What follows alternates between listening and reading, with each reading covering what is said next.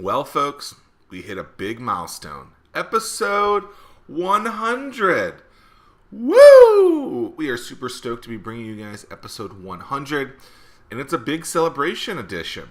And we have a big guest on the show today. Obviously, when you are celebrating the big 100, you have to bring on a powerhouse, and we have Roeder, founder of Meet Edgar. Meet Edgar is, in my opinion, the premier and leading social media scheduling tool out there. We use it to schedule a lot of the stuff that we do, and it's absolutely been an incredible tool. We talk with Laura about business, about life, upcoming things that she wants to do, and how she really created Meet Edgar out of a pain point of her own while she was owning an agency. She's also been able to get in touch and create relationships with a lot of really incredible influencers. Of course, that's me too. And we talked to her about the strategy behind how to do that. We talk about remote work and how her company is completely distributed all across, I guess, the world. And then I look like a knucklehead when I ask her a question about a very famous restaurant in Austin, Texas, where she resides. So you guys will see that here. It's the big 100 edition of the 1004 show. Thank you guys so much for watching. To get to the century mark is really uncommon in the world of podcasts. It's really uncommon in shows, and we're super excited that we've been able to do it in really a really short period of time, less than 19 months or so. And some big news is coming up because we're going to be moving to 3 times a week starting June 1st. Yep. 3 days a week. So instead of Tuesdays and Fridays, it's going to be Monday, Wednesday, Friday. 1004 shows coming to you. Let's think about this. So number 1, we're bringing you Roeder for the 100th edition. And number 2, we're giving you guys more. So we appreciate all the love. If you guys have enjoyed the show over the last, 18 months or so, would love to make sure that you are being heard. So if you have questions that you want to get asked or have for me, start with hatch.com/ask. Ask in the comments wherever you're viewing this. And if you haven't yet, please subscribe so that we can make sure that you are getting this where you view content. I really, really, really, really, really, really, really, really, really appreciate you for watching, consuming, sharing, and just being a part of the 1004 family. And without further ado, Laura, Roeder, Meet Edgar. Let's go. Think back to when you first got on social media for the first time. What was the first ever post that you posted, on what medium, and what was the post? Well, it definitely would have been Twitter. Well, that's not true. I was thinking about business stuff. I was on Facebook before Twitter because Facebook came to my university when Facebook was, just going school by school. So I did have Facebook in college. I mean, of course, now that I'm talking, I'm like, I also had like AOL, and I guess that's a social network, if you really think about it. So my first Facebook post, well, then you would post things on your friends. You would post like away messages, and you would post things to your friends. So some sort of away message, maybe on AOL or in AOL Instant Messenger. Yeah. Think back still in the way back when time machine, when MySpace had a top 8. Who would your top 8 be today? Well, it's not a very interesting answer to anyone listening because it's just friends and family that they don't know. Okay, so what about from an influential standpoint? People that in business maybe that you follow. Okay, so I tend to not really follow big figures more than I just have my friends who run businesses, who are smart people who I get a lot of advice from. So people that I talk to regularly are Noah Kagan here in Austin, Kenesha Grayson here in Austin are probably my best business buddies, Ian Schoen. I talk to Nathan Barry a lot, the founder of ConvertKit. Those are all people I like to trade business ideas with. What's the frequency with the communication with them? Daily, weekly, every once in a while? I talk to someone weekly, yeah. And it's just the phone call or kind of like a mastermind type of group, or What's the... It's all the above. I mean, I love chatting about business. So I'm in a few online groups. I'm in a private Slack channel just with SaaS founders. That's been a great resource. My friends here in Austin, I'll have lunch with once a month or so. I'll pick up the phone and call somebody if I just have something that I need to talk through. So yeah, I'm pretty connected to my peer network. I think it's pretty cool how you started Meet Edgar, and it's basically you were doing your own consultancy work with other people, and you kept having to copy and paste from a spreadsheet over and over again. At what point, and then you turn that into a tool that basically is Meet Edgar today, which posts social media on a lot of the different channels in a very repetitive, scheduled kind of way, so that you basically, like the rotisserie chicken, you set it and forget it. Mm-hmm. How long did that pain point last before you decided, hey, I should probably do something about this? Well, I had been teaching the Edgar method to my clients, I guess probably for about a year before the software really came into being. And I'm not a software developer. So the way that it happened is my husband, Chris, is a software developer, Ruby on Rails developer. And he is really the one that had the idea to make it into software. I was just kind of complaining to him, why don't the tools store a library of your updates? Why don't the tools repeat your updates? I have to do this all manually. So he's just like, why don't I just build software that does that? And I said, great, do it, build it. And that's how Edgar came to be. So, not being a developer myself, I thought there was some reason why the tools didn't do it, because it seemed like such an obvious idea to me, especially just the idea alone of storing your updates. That I'm still shocked that more tools don't do. Why doesn't every social media tool store a library of updates that you sent? That still seems very odd to me. So I figured, it must be really hard to code that or something. There must be some reason why they don't do it. And of course, you can code anything. That was not the case. So you asked him. So he basically said he could do it. And then, is he a partner in the business? Where does he fit into it today? Yeah, so he built the initial product, and he hired out our development team. So now he's kind of an advisor. We don't run the day-to-day together. Very cool. I've seen it mentioned as Edgar and Meet Edgar. Did it start as just Edgar? Yeah, so when we launched, the brand was just Edgar, but our URL was meetedgar.com. And I remember I had a conversation with someone one time, and he's like, oh, it's so cool that you guys got the .com for the name. And I didn't think we had the .com because I thought the name was Edgar, but he thought the name was Meet Edgar, and people called it that just because that's what the domain was. We also realized that Meet Edgar is, of course, a lot easier to Google than Edgar. If you Google Edgar, you get us sometimes. If you Google Meet Edgar, you always get us. So we decided just to do a minor shift in the branding to brand as Meet Edgar. Got it. Because I remember when I had first been hearing about it maybe 3-4 years ago, I guess it was 2014, it was just Edgar. And then when we finally signed up, it was Meet Edgar. And I was like, this is interesting. Well, did you have any backlash from that, or is it just a pretty seamless process? No, I mean, it's so minor going from Edgar to Meet Edgar. I'm sure if you changed in a bigger way, it might confuse people, but I mean, people didn't really notice. You're pretty transparent with a lot of your numbers in the business. Why do you do that? I do that because I like to read it from other people, and I like to have real benchmarks. I think there could still be a lot more information shared about what it's like to run a small SaaS business. I mean, when you start reading startup news, so much of it is billion-dollar acquisitions, right? And it can be really hard to get a realistic point of view of like how fast can a bootstrap business grow, what's possible, what's reasonable. So I like to share those benchmarks so that people can know the landscape of what's out there, because I find it very helpful to read that from other companies. So you are bootstrapped, never raised money. How did you, or like the first 3 to 6 months, like from a financial standpoint of where did you get that money from? Was it just because your husband was able to code it so you didn't have to worry about that, or how did you kind of get it off the ground? Yeah, so as you sort of alluded to, I was running another business when we launched Edgar, a social media marketing training business. So the idea when we launched Edgar is that we would have both. We thought, well, we'll have the training, then we'll have the software that people sign up for that does what the training teaches. So I did have that time from Chris, who was coding the software unpaid, so that was obviously a huge part of it. But we did also put money from the training business into Edgar. So I think it's really, we're bootstrapped, we're also self-funded.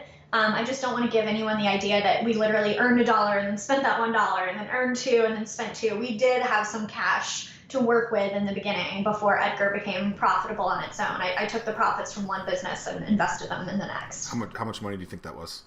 It was about 200,000. I didn't do a great job tracking it at the time, but I've tried to do the math later, and that's about how much we put in. And what do you think that money went towards, roughly? The staff, all staff. Yeah, because we hired new people. We had people, from the training business working on Edgar. Do you think there was ever like a viral moment or a moment where you maybe had a couple of customers and then it just went, maybe not hockey stick, but just you were able to see a lot more growth? No. When you can look back at I've put this in blog posts before, when you look back at our growth charts and number of customers, it's like first month 5, next month 10, 25, 50, 100, 200, 500. There's never been a point in our growth where it's just had a huge leap or taken off. It's always been steady, sometimes slower, sometimes faster, but always steady growth. I heard you once say that you were on a podcast, and it's the only podcast ever that someone's, it actually got you a lot of business from, and it was Pat Flynn. Yeah. So that didn't give you exponential growth in any kind of way there, or? Nowhere near it. So, that's interesting that you brought that up, because when I say that Pat's podcast did well, it's the only podcast that we even saw any amount of traffic from. Podcasts are hard because a lot of it's going to be type-in traffic, right? A lot of people are going to Google it or going to type in the URL. So when you're looking at that actual referral traffic, where maybe it's from the show notes links on their website, that's only a percentage of it. Someone actually asked me the other day, a friend was thinking about sponsoring the podcast, and I had been on it, so he asked me how much traffic we'd gotten from it. The answer was 0. There was no one who clicked over from the show notes, and it's obviously not the world's most popular, but it's, a podcast with a good amount of reviews, good amount of listeners. So I do think there can be a real misconception there. Yeah, when I say Pat drove us traffic, oh, whoa, we actually noticed the traffic coming in from this, but it wasn't like it quadrupled our traffic that day. It's just like, oh, we could see that on our listing. Most podcasts we're seeing just a handful of people. Got it. I know that one of your strategies, though, to get out is to do podcasts, because you basically only have to do it once instead of creating content in different ways where it takes a lot more than, 30 minutes or an hour. So that being said, knowing that those other podcasts don't seem to be generating traffic or revenue for you, why is that still a strategy? Because we think they are. We think we just can't see it. It's a really hard thing because you can't actually track it, because a lot of it, like I said, most of it is not going to come from a link. A lot of it is going to be awareness. And then, so maybe people hear us on a podcast, sounds interesting. They notice their friend sharing one of our blog posts. A few months later, oh, I think that's the person that I heard on the podcast. I think I've heard of them. I think there's a real fantasy with online marketing that you can track exactly where people come from and exactly what customer journeys look like. And in my experience, that's just not true at all. People have such a complex way to learn about you. You even referenced, you're like, I first heard about you in 2014, and then so many years later when we signed up. Marketers want to pretend that doesn't happen, but of course it happens all the time. People often literally hear about you for years before they sign up. Yeah, I hear it takes at least 6 times to be noticed that first time. And so maybe it just took 6 times for me to finally do it. Let's transition to kind of women in business. I know there's a big movement for women in business now, and I've heard you speak a little bit about this. What do you think the real crux of the problem is with women in business? I know that you've had some stories yourself that you've gone through. Do you think that kind of what is being portrayed is the real problem, or is there something deeper that we're not actually talking about? Yeah, it's such a complicated issue. The problem, I guess, is just that women are still very underrepresented at the highest levels in business. And of course, it really depends on the industry, the world you're in. If you go for institutional fundraising, if you go to Silicon Valley, There's very, very few women in leadership roles. But then if you look at our Meet Edgar customers who are entrepreneurs, we actually have more female customers than male. A lot of our customers are service professionals and coaches and freelancers, and there's a lot of women business owners in that world. So, I mean, it's a really complex issue.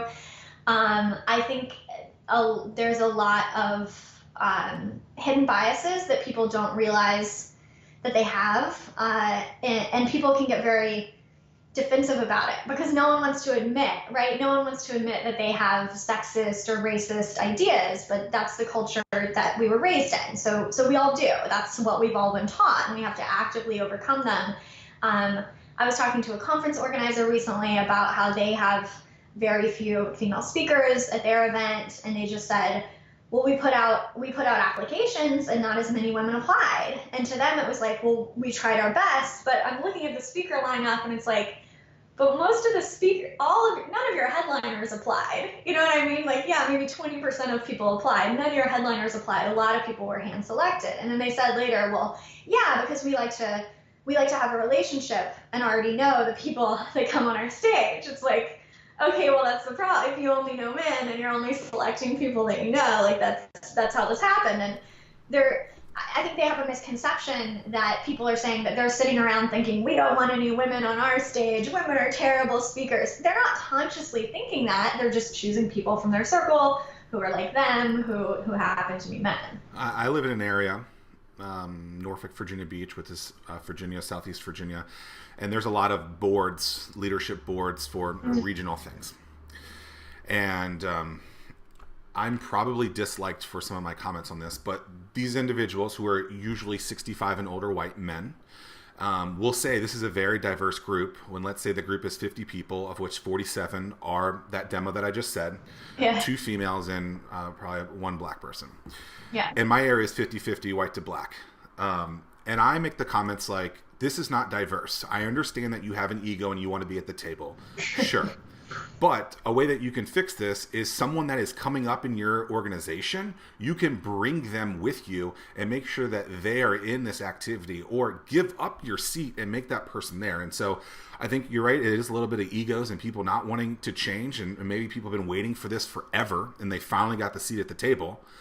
But it's their responsibility, or in my opinion, to be a good leader, it's their responsibility to make sure that you're grooming those next people in a very diverse way, so that, you know, we can have diversity in pieces like this. Yeah, I mean, I agree that the bar that people set is just way too low. And this conference organizer, I challenged him specifically to have 50% women speaker. Like, it's a marketing conference. You know what I mean? I'm like, just walk into any ad agency, it's going to be all women. I know you can find some women to talk about marketing, and people act like 50%. Like, that's a crazy idea when that would actually just be really normal to have half the speakers on stage be women. I have, we put on a couple events in my lifespan of business, and I've gone through kind of the directory or the attendance list and said, all right, I know that this isn't diverse and I want it to be. So then I literally will reach out to people and be like, look, if we don't do this, this is what's going to look like. And I want you to know that we want you guys to be there. So what is it going to take for you guys to be there? And then 20, 30 people show up that are that kind of demo that was missing. And I think it's organizers or professionals or leaders' role to do that. How do we make sure, though, that we're not creating more silos so that there isn't that interconnection or there isn't that collaboration? Yeah, I mean, I am, you know, I think it's fine to have women's spaces. I do prefer just to move towards this idea, like you said, of integrating everything. I totally agree that it's the conference organizer's job, and yeah, maybe you're gonna have to work a little harder. Like, maybe you're gonna have to reach out to some places you don't usually show up. I mean, I have no problem with women-only conferences or online spaces or whatever. And it's also, I mean, I think it's good to emphasize that it's the organizer's job, not the women's job, because that's also something that comes up a lot. The organizers are like, well, I mean, anyone can come to this conference, so like not my problem if people don't show up. And that's why a lot of women do feel more comfortable in female-only spaces where they know that they're not going to be disrespected or have a bad experience or whatever. So yeah, it's really up to the people at the top to do that hard work. What is Laura Roeder? Is that how I say your last name, Roeder? Yeah. What is Laura Roeder the best in the world at? Okay, I was just having a crisis the other day because because of not knowing this. Because I mentioned that Nathan Barry is a friend of mine, and he wrote this great blog post recently where he was like, "I'm the best in the world." I mean, he didn't say it quite like that, but he acknowledged that it's a great skill of his at I think UX design was his that he pointed out in the blog post, and he's great at a lot of things for the record. He's especially good at that one, and it made me feel like, oh, I wish I knew, because I feel like I'm still exploring that at what I'm the best at. I mean, I know that's something that I'm really strong at that is hard for me to recognize is this whole having a vision, holding a vision, seeing the future of a company or a project, seeing how it can all play out. Your own skills, you always think, well, that's silly. Anyone could do that, but I think that's a strength of mine. So you talk about Noah Kagan and Nathan Barry, and these are probably what a lot of people would say are internet influencers. How do you create those? How did you start creating those relationships with those people? So, I mean, if people are looking to expand their network, I think the most important thing you can do is meet people in person. It's always sort of funny to me, even once you've just met someone in person, they will do you so many favors. It's amazing to me that I can reach out to people that I just had a 10-minute conversation with at a conference like 3 years ago, but people remember the people they met with in person, especially, of course, if you follow it up with following each other on social media and staying in touch, which is just so easy now, right? Just like follow them on Twitter and leave a comment every so often. You have no excuse for not staying in touch with people. And I think my biggest advice is just focus on furthering relationships with people that you naturally hit it off with. Because I think when I was starting out, I would think, okay, who at this conference should I meet? Like, who would be a good strategic friend for me?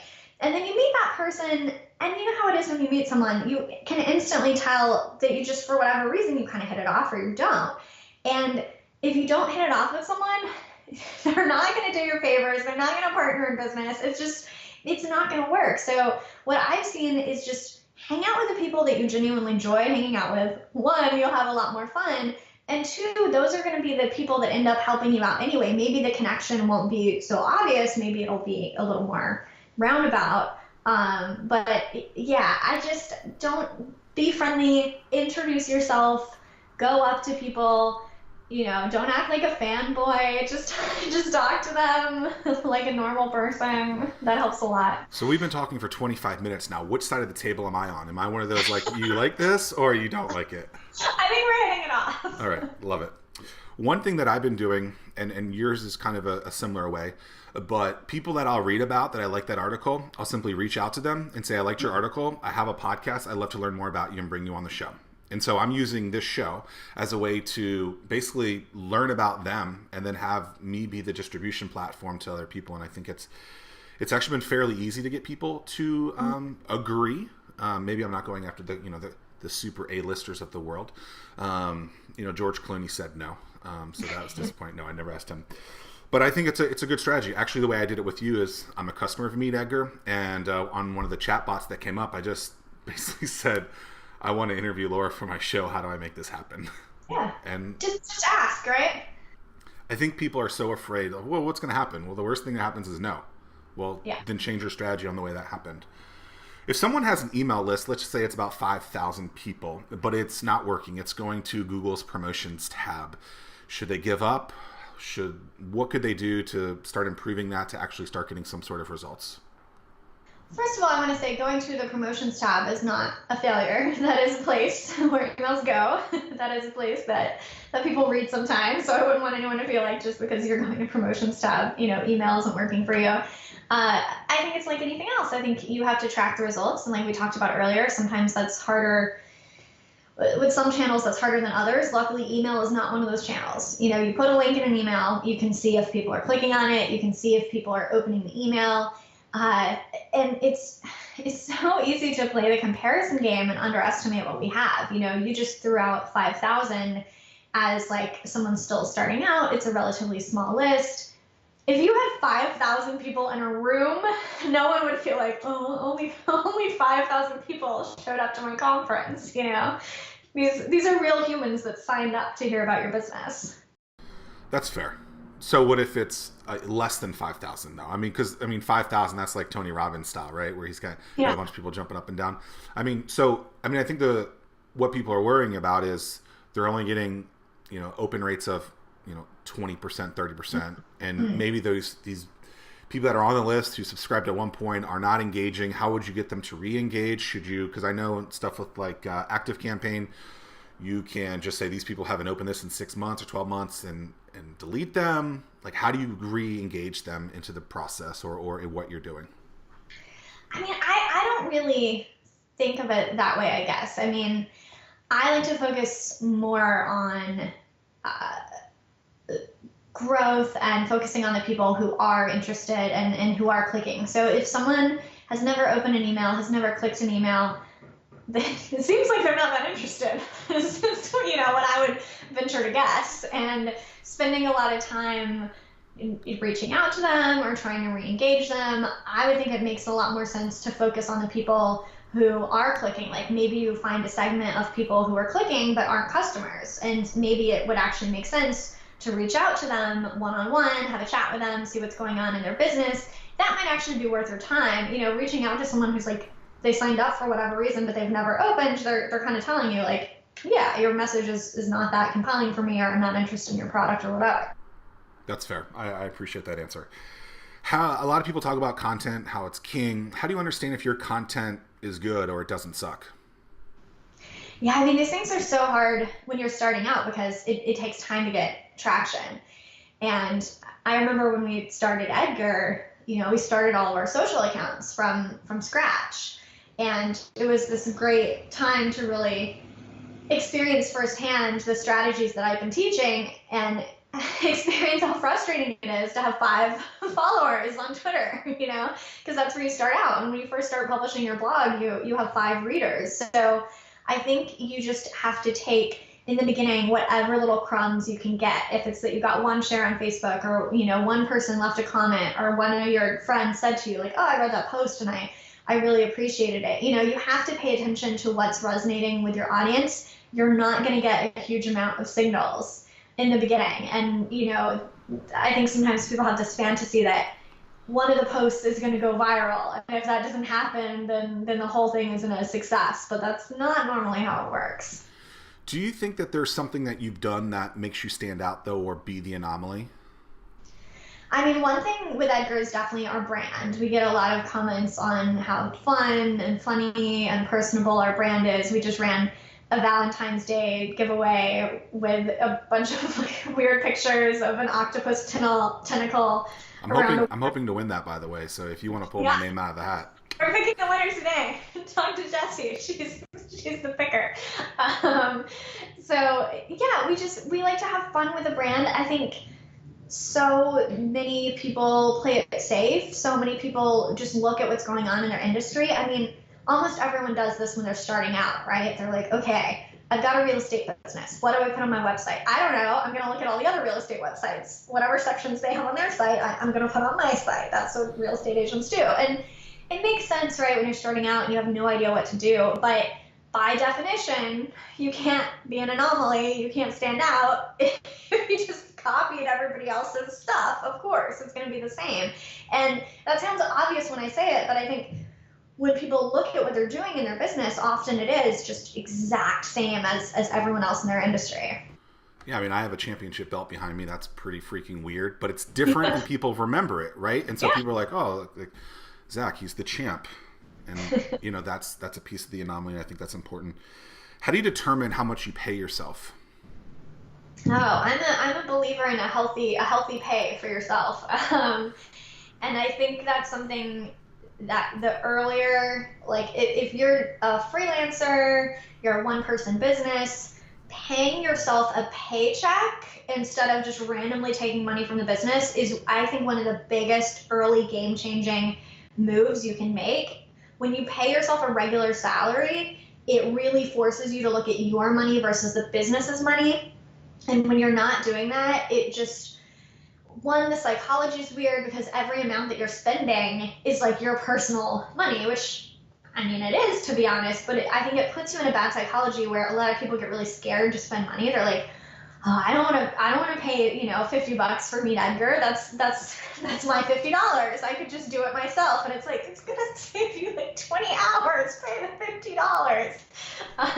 But when the money's all intermingled like that, it can just be really hard to do. So I remember when I was starting out, I was like, well, I'm going to be lean in my business. So I'm not going to pay myself enough to survive, which didn't make any sense because I didn't have any money coming in from anywhere else. So this fantasy that I was going to pay myself $1,000 a month or whatever, I couldn't do that. So what I would do is end up taking more money from the business so that I could pay my bills.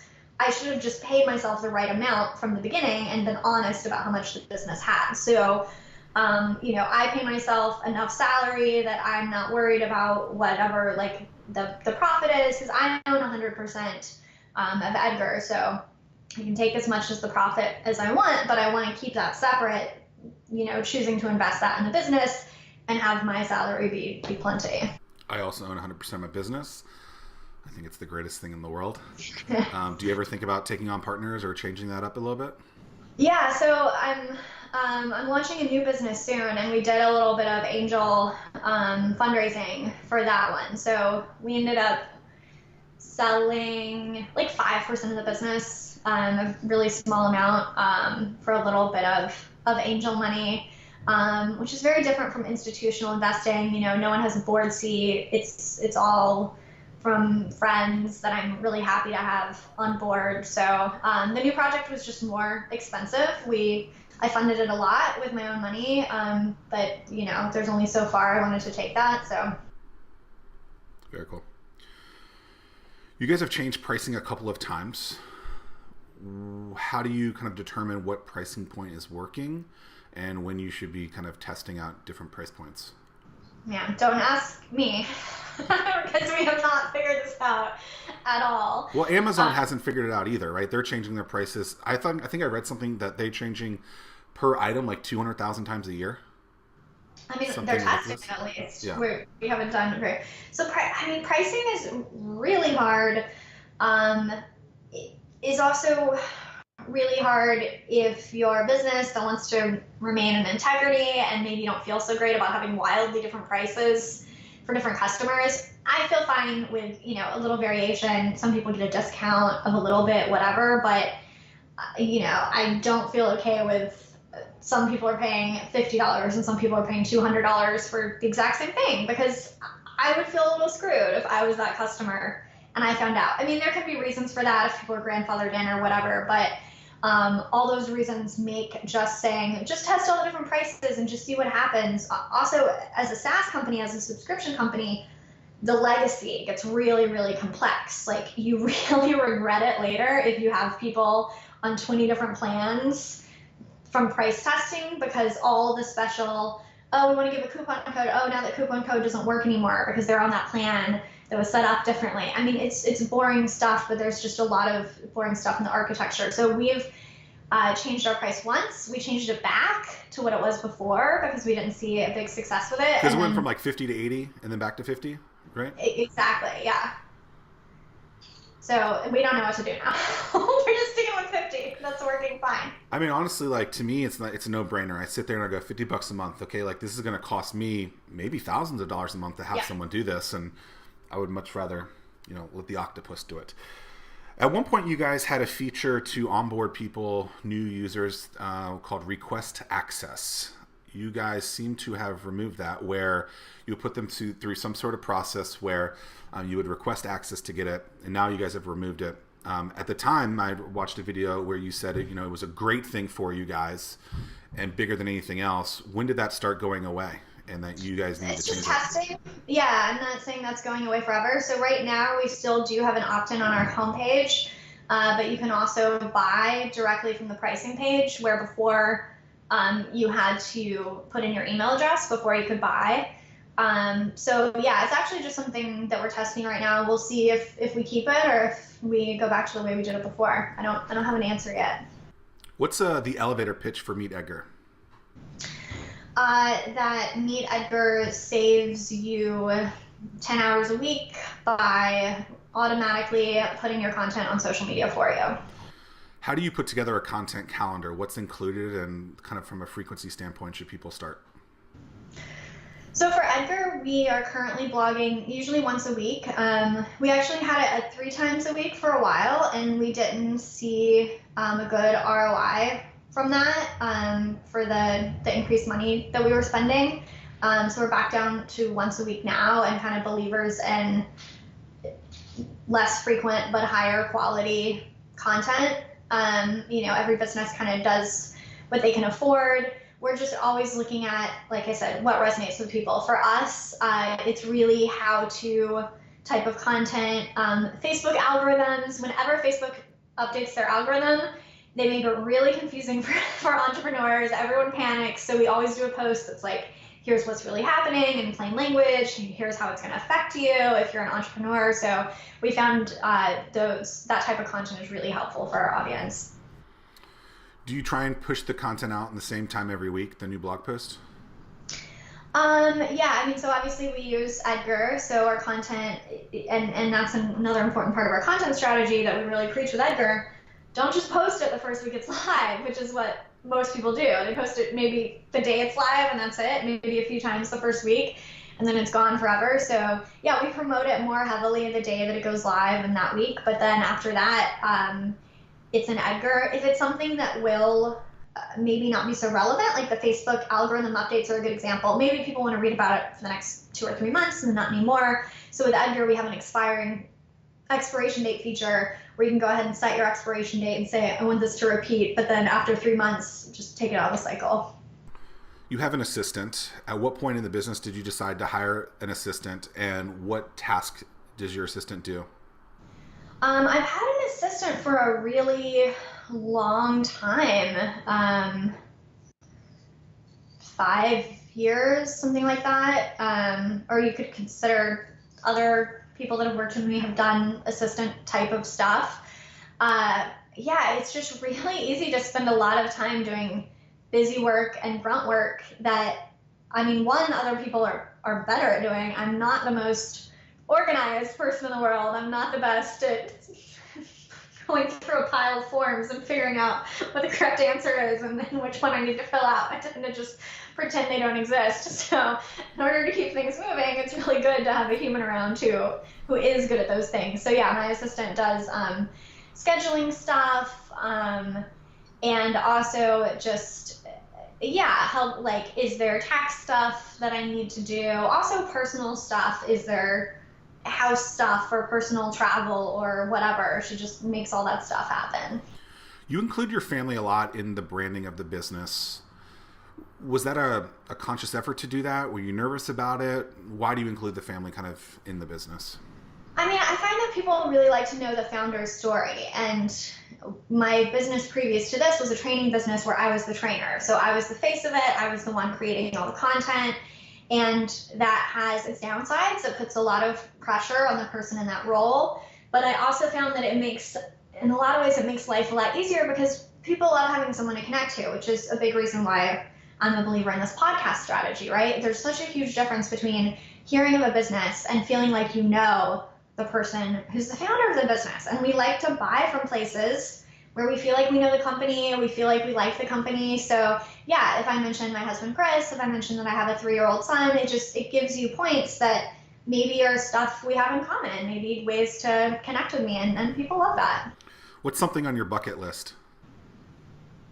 I'm not a believer in the bucket list, actually. So I've had so many cool experiences, and so many of them I never would have put on a list because I didn't know that they were a thing. You know what I mean? Sometimes you just come across a really cool opportunity and it's like, oh, this was not on my bucket list because I had never even heard of this country before. So that's kind of how I tend to approach it. I'm really open to whatever sounds exciting. I'm a big believer in, if you have a little feeling to reach out to someone or to research something, like, do it and see where it goes. So This last year I took a month-long vacation with my family to Japan, and that's a place that was a bucket list kind of place that I definitely had been wanting to go. It's a cool place.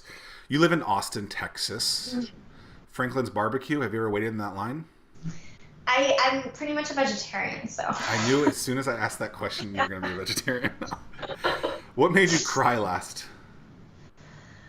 What made me cry last? Oh, well, I'm reading a great memoir right now called God and Jetfire, and it's a memoir from a mother who gave her son up for adoption. And so I think any parent would have a hard time reading this book and not doing some crying. Well, that I can understand. For me, it's the post about dogs' transformations on Facebook at like 12 o'clock at night. You're really big into the remote work scene. Your entire team is distributed. For people on the fence about remote work, why do you think it's more productive, and how has it been good for you? So, I mean, for me, it's a must-have because I have not stayed in the same place for more than a few years. It wouldn't make sense to me to base a company in one place when I'm not there. From the company's perspective, I love that we can hire people from all over the place. A bunch of people have moved cross-country, which I didn't anticipate. It turns out that's a really common thing to do because their spouse got a job or like they had a baby and wanted to be near family, and that we would have just lost all those amazing people seems crazy, because I'm used to remote. I think there's upsides and downsides to the productivity. I think as far as put your head down and execute your work, way easier with remote. But it's the collaboration, the ideas, you really have to make sure you're leaving space for that. It can be awkward to get on a video call and just chat, but it's really good for forming those relationships. So it has its ups and downs, but we love being a remote team. For, I don't know, the last 5-6 years, I had a 4,000 or 5,000 square foot office and have been wanting to get out of that office. And actually my creative director one day, I saw his girlfriend, and a notification popped up on his computer, and I was on his computer with him, and it said like something about something in Colorado. And I looked at him and I didn't say anything. And then like 20 minutes later, I said, let's talk. And I said, are you moving to Colorado? And he was like, and I was like, was that what did you want to stay at the company? Because I've invested a lot of time and money in him. And at that time I was like, you know what, like, let's get out of this office. So basically we're all working remote now. And I didn't even realize how different or how much happier I am than not having to go somewhere every day, to manage people, to clean the toilets, to pay for cleaning supplies. I mean, it's glorious. I think more companies should try to invest in remote work because I think you'll get a lot better experience, or a lot better everything out of it.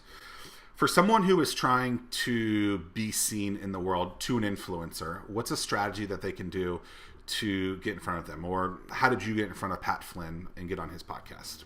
Something like that. Yeah, I mean, I don't think I have, much more to add than we talked about of just reach out to people. Don't be nervous about reaching out. I think just reaching out as a peer is great.